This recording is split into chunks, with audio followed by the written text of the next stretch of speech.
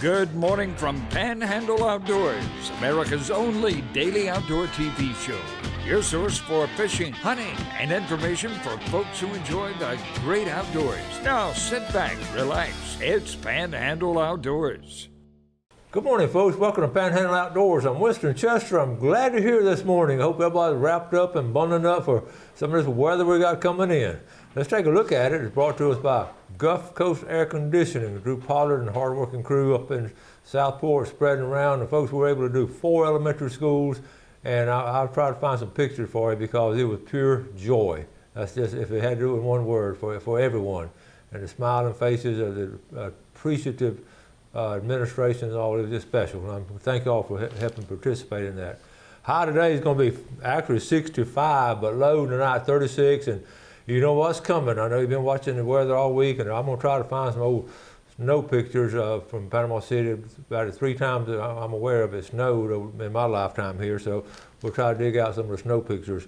The water temperature is 64 degrees. Low tonight is at around 35, and then we'll talk about it tomorrow, the rest of the weekend. The river reading is brought to us by Mountain Dew. We have the river readings today. Apalachicola, Bluntstown, 9.3, and it has leveled off. 9.3, it's going to be pretty cool on the river. Choctaw Caribbean is going up. It's reading right at 6 foot this morning and on the rise. This rain's sort of been off and on, and the ground's wet, and it's sort of growing right into the river. Tide chart brought to us by Kent Forest Lawn. Today is December 22nd. Officially, it's the first day of winter today, officially. And on 22nd, great tide today, tomorrow, and Saturday. Really strong tides if you have done all your Christmas shopping and can get out and do some fishing. It'll be good. But the wind will be coming out of the east right now, about 6 to 8, but tonight or later on today, it's going to make that big swing and coming out of northwestern night at about 17. Okay? We'll take a break and come back with our special guest.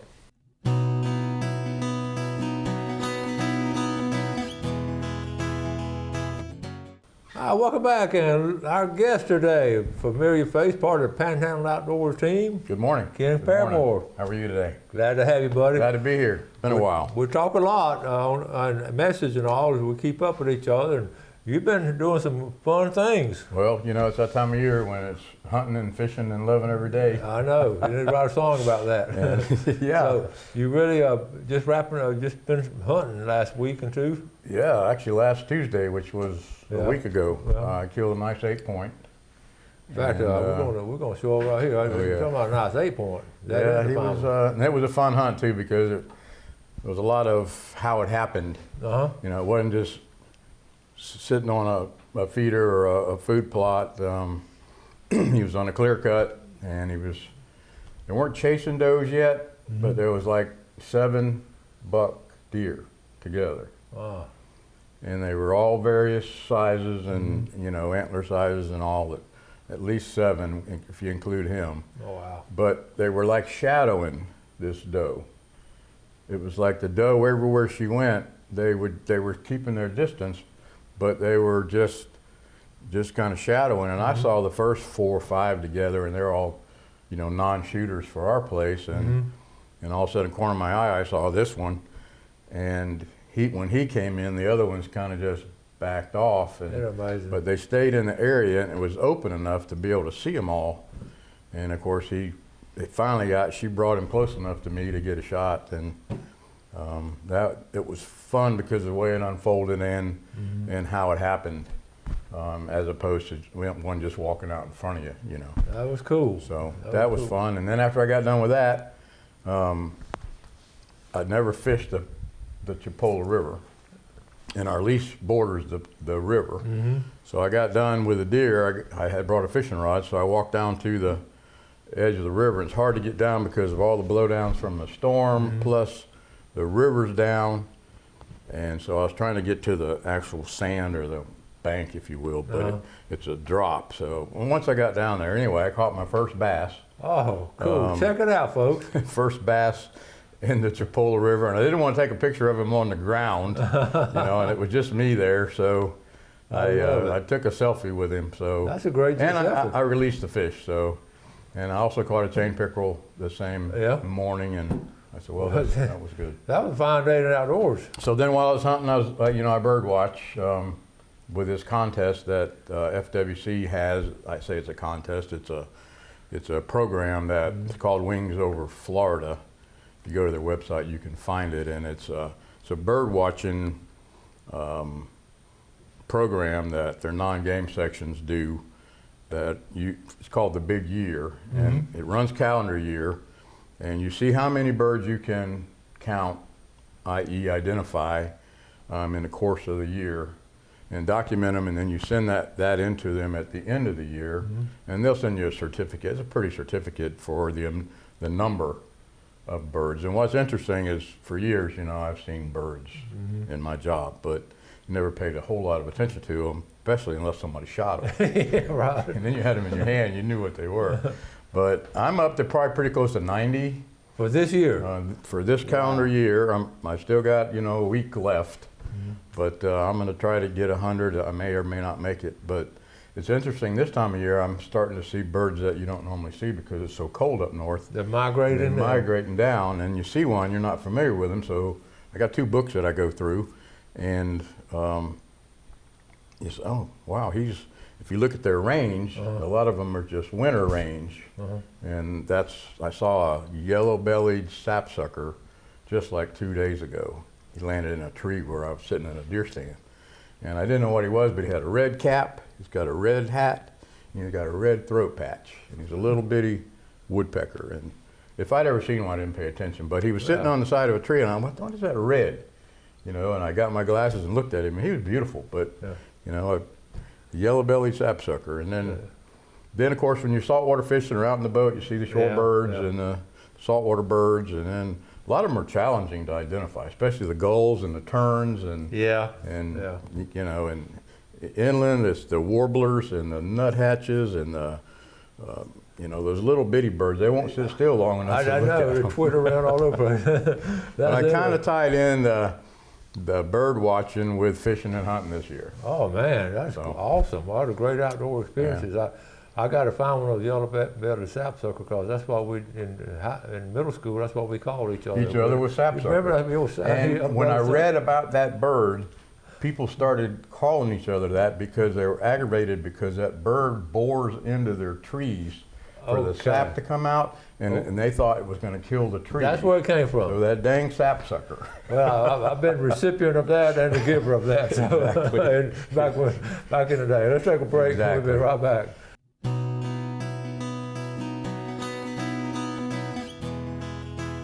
Okay, welcome back. We've got all kinds of stuff going on. We're going to run out of time, so Ken, let's talk about that. Wild turkey cost share program. All right. Right up right here. Every time, a lot of time when people come to our banquets or, they join the National Wild Turkey Federation for a yearly membership, and they always ask, well, where's my money going? Yeah. And in the state of Florida, we have a program that's called the Super Fund, and those monies go into a cost share, and then they're split throughout the state, the monies, on public land, in a nutshell. But what happens is I'm on the state board, so once a year the state board meets. We have the pot of money, which is, in this case, it was $2.2 million. By the time you add the partners, which is the turkey hunters, when they purchase their turkey permits, that money goes into the state. NWTF, the banquet funds that we have in the state, goes into the pot. The Florida Forest Service has a program where they, and the Fish and Wildlife Foundation, they match it like 24-1.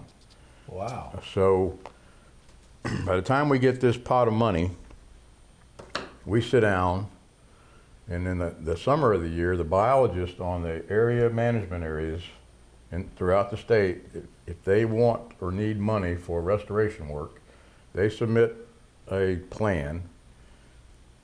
The NWTF biologists and the FWC biologists, they sit down and prioritize the lists from the submissions. Cool. Then they come to the board with their handout. Yeah. And we debate and wrangle with where to send them. But the list is prioritized from 1 to, we ended up with like, what, 30 or something? So we determine as the board and try to distribute throughout the state on public land where the money goes. Yeah, and here it is right here. We talked about it last week, but now here's the in the green area. I mean, you know, from northwest Florida to South Florida, all over. It's not specific to any part of the state. Right. We try to spread the wealth. Right there is that the Apalachicola, the big one is Apalachicola Forest right there in the center. Yeah. And if you look to the side, it says what they're going to do there. A lot of time it's prescribed burns. Yeah. It's herbicide treatments. Cool. Bottom line is, wild turkeys do not like thick woods. Thick woods to a wild turkey is like a fence to me and you. Okay. And if they can't see, unless they're forced to go in there, they want to be able to see. So all that understory underneath trees needs to be gone for ideal habitat. And it just so happens in this month's turkey call that just came out to all members. I got mine yesterday. There's an article in here about private land, how to manage your private land better for turkey habitat. Cool. And of course, turkeys range. So if you can do your part, but if your neighbors do it too, but they do not like thick woods. Prescribed fire is a good one, but it's one that's not a very popular anymore because of what can happen to a wildfire if it gets away. Yeah. So it has to be done under good conditions. Of course, they spray, they roller chop, which they also call mulching. Food plots and stuff like that, we don't really do because they're short term.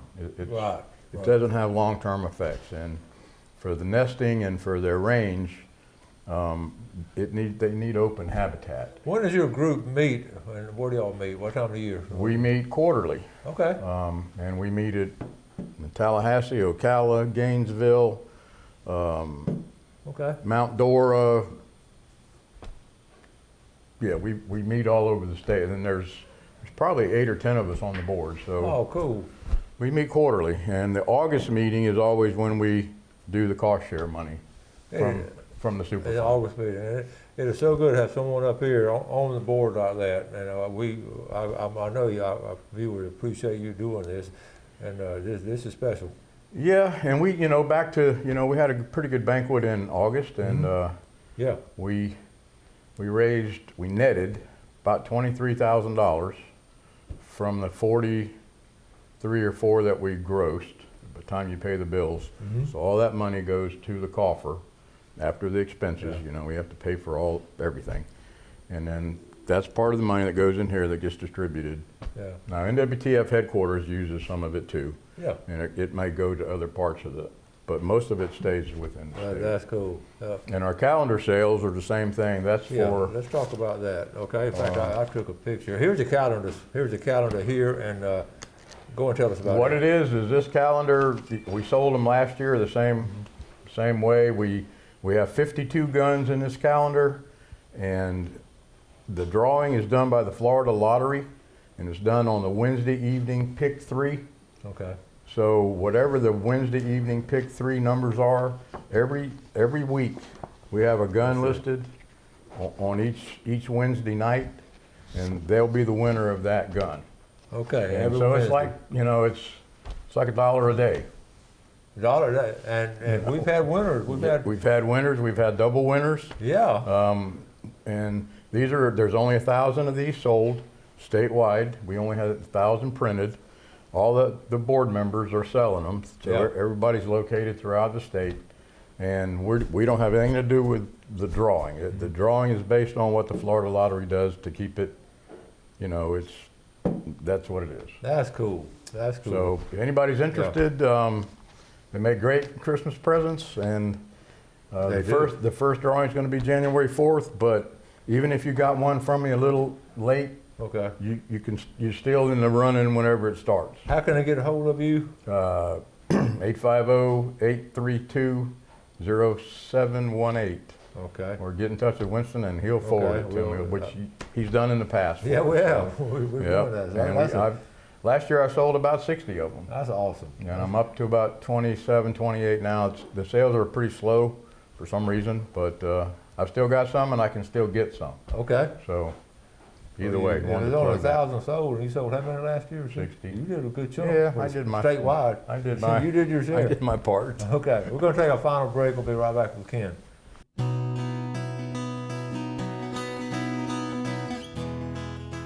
Welcome back, and sitting here with Ken Paramore, a vital part of the Panhandle Outdoors team. Always appreciate all the work he does with the outdoors and sharing all of it on the show with our viewers. Let's take a look at our fishing game time today, brought to us by Blue Water Outriggers, George Duran and his staff down there, looking at a strong time from 9:57 to 11:57. Tonight, 10:30 to 12:30. I wouldn't recommend tonight, but if you're going to go, let's go and do it now. Okay. No. We're finishing up on turkeys. Yeah, fishing up on turkeys. Wanted to let everybody know the 50th. Where's the camera? There it is. There you go. NWTF has an annual convention. Of course, there was a couple years we didn't have them because of COVID, but there's a convention in Nashville. It's February 15th through the 19th. It's the 50th annual NWTF. 50th. NWTF started in 1973. Wow. So there is big plans for this convention. And I've been to a bunch of them, but I'm really looking forward to this one because they're going all out in with partnerships, and the floor you probably won't be able to even walk on when the time comes. But entertainment at night, all kind of things going on. It's the 50th, and it's in Nashville, mid-February. That's cool. I'll mark it on the calendar. We'll talk more about it. Now, I asked Ken to, over the years, 30 years in law enforcement? 35. 35. Let's get it right. 35. Don't cut me short. I had that last 5 was a struggle. You worked hard. So I said, every now and then, bring some cases that, over the years past, just unique cases. So he brought one today. So that's right. I got a couple of pictures to show too. So. I got a box full of them, but there's some that really stand out. And as a young officer, a lot of the ones that are really unique stand out the most. But this was right after I had started. It was probably early 80s, 82, 83 maybe. And a partner of mine and I, a coworker, were patrolling together this evening in a wildlife management area in South Florida. And got dark, and we were trying to find people leaving the woods and checking them as they came out of the woods. And so it was dark, and out of an area where we've had problems before, a pickup truck or a set of headlights was coming out and down the dirt road. So we stopped it to do a game check and see if they had any luck. Well, lo and behold, it was 2 of our notorious, and we used to refer to them as outlaws. Outlaws, they still are. And well, you knew them. I mean, you knew their reputation. Oh, yeah. If you knew if you ran into either of those 2 or that particular truck, you're going to find something probably. They just could never stay straight.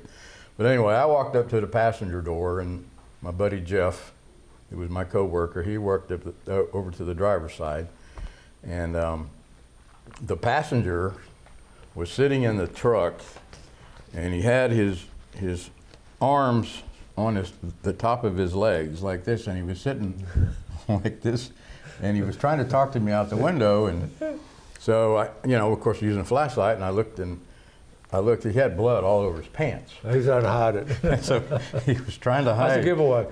But there was blood on his arms, and so anyway, we got him out, and we got to looking, and in the cab, it was like a late 60s model or early 70s model Chevrolet truck with us, unbeknownst to us at the time, but if you've ever known those old Chevrolets, the straight 6-cylinder engine in them, there was a lot of room in the fender well.